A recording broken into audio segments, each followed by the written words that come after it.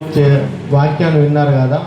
అంటే దేవునిలో ఉంటే ఏ విధంగా చేస్తారో అందరు విన్నారు. అయితే మా కుమారు పుట్టినప్పుడు అసలు చనిపోయే స్థితి, కానీ ఏ డాక్టర్లు కానీ మేమేం చేయలేము, మేము ఇక దేవుని చేతిలో అని వాళ్ళందరూ ఇచ్చిపెట్టారు.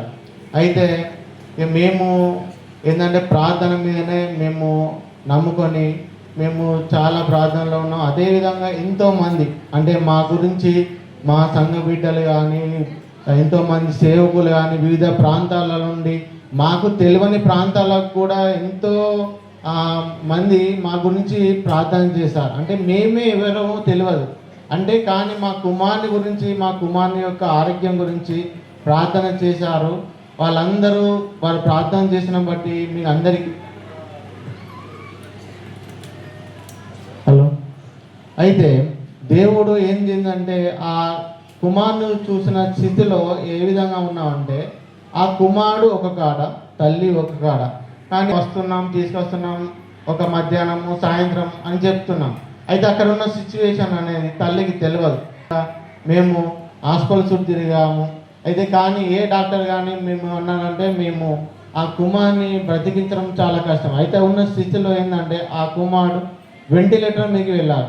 అయితే లాస్ట్ స్టేజ్, అయితే బతకవచ్చు బతకకపోవచ్చు. అయితే ఏ విధంగా దేవుని మీద భారం చేసి మేము ప్రార్థనలో ఉన్నాం. అయితే ఆ కుమారుని చూసినప్పుడు అయితే ఈ కుమారుడు బతుకుతాడా బతకడా, అయితే మనము దేవునికి ఆ అవమానము ఉండదు కదా, దేవుడి జయశీలుడు కదా, దేవుడికి ఎల్లప్పుడు జయం పొందేవాడు కదా. ఈ కుమారుని పట్ల కూడా ఏదో మేలు చేస్తాడు, ఈ కుమారుని బతికిస్తున్నాడు. అంటే మోషేకు ఎన్ని కష్టాలు వచ్చినాయో ఆ విధంగా పుట్టినాటి నుండి ఆ కుమారునికి చాలా కష్టాలు వచ్చినాయి. అయితే ఆ పొజిషన్ అంటే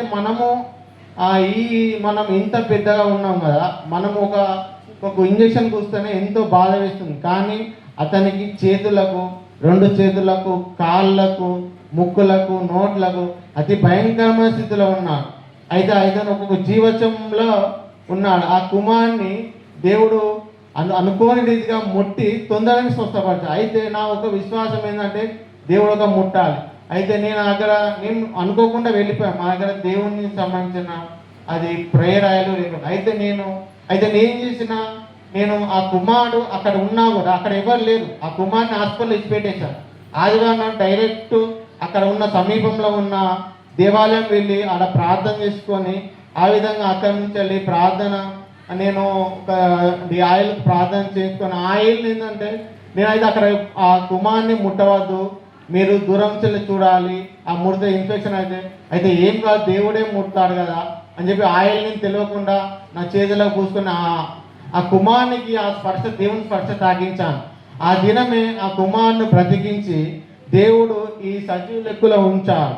అయితే అందుకే ఆ కుమారునికి ఏంటంటే అది మరణాన్ని జయించాడు, ఎన్నో కష్టాలు ఇబ్బందుల నుంచి జయించాడు. కాబట్టి అతడు ఆ మరణం జయించాడు కాబట్టి జైవిక్ అంటే ఆయన జీవితంలో ఇక నుంచి విజయమే. అంటే మోషేను ఎర్ర సముద్రంను దాటించిన రీతిగా అతను ఒక మరణం నుండి విడిపించి ఇంతవరకు మీరు నడిపించాలి. ఇక ముందు జీవితంలో కూడా దేవుడే అతని కుమారునికి సహాయకుడుగా ఉండి నడిపిస్తానని నేను ఎంతో నమ్మకంగా నేను ముందుకు నడుచు. అయితే ఇక్కడ మనం కోరుకున్నామా అంటే ఆ కుమారుని పట్ల మనం చేసిన మేళ్లను మనము తెలుసుకోవాలిగా, చెప్పాలిగా. అంటే మనకి ఎవరైనా సాయం చేస్తే ఏం చేస్తాము, థ్యాంక్స్ అని చెప్తాము.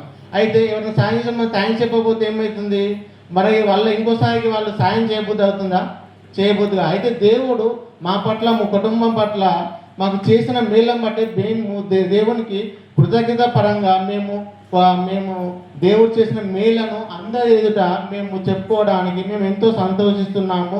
ఆ కుమారుని ఇంతవరకు కూడా ఆరోగ్యంగా మంచిగా దేవుడు ఇంతవరకు కనికరించి కాపాడాడు అని, అది ఒక యేసునే మా కుమారుని ముట్టి స్వస్థపడి ఇంతవరకు కాపాడని మేము నమ్ముతాం. అయితే ఆ కుమారుని తల్లి కూడా పుట్టే సమయంలో ప్లేట్లెట్ కౌంట్ అనేది, ఈ కుమార్తె పుట్టినప్పుడు కూడా ఆమె తల్లి యొక్క ప్లేట్లెట్ కౌంట్ అనేది 30,000కు 15,000కు పడిపోయింది.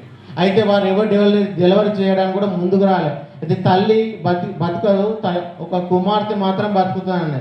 అయితే తల్లి ఆ పొజిషన్లో ఏమన్నా అంటే, అయితే నేను లేకపోతే ఆ కుమార్తెను నువ్వు చూసుకో అని అన్నాడు. నాకు అప్పుడు బాగా అయితే దేవుడు ఏం కాదు ఇద్దరు బతికిస్తామని నమ్మకంతో మేము ముందుకు వెళ్ళి సాగి అప్పుడు కూడా ఫస్ట్ డెలివరీలో కూడా దేవుడే ఆ ఇద్దరిని కూడా క్షేమంగా ఉంచాడు. అదే రెండో డెలివరీ సేమ్ అదే సిచ్యువేషన్, రక్త కణాలు పడిపోయాయి. అయినా కూడా తల్లిని బ్రతికించాడు. కుమారుడు ఒక మరణం వరకు వెళ్ళినా కూడా మరణం నుండి విడిపించి ఇంతవరకు బ్రతికించాడు. ఆ దేవుడు ఇంతవరకు మా కుటుంబం పట్ల ఎన్నో మేలు చేసి ఇంతవరకు నడిపించాడు. ఆ దేవుడు చేసిన మేలను బట్టి దేవునికి కృతజ్ఞతలు చెల్లించుకుంటున్నారు. మీరు కూడా మా ఆహ్వానాన్ని అందరు మన్నించి ఇంతవరకు మీరు స్వీకరించి అందరు వచ్చినందుకు మీకు పేరు పేరు ధన్యవాదములు.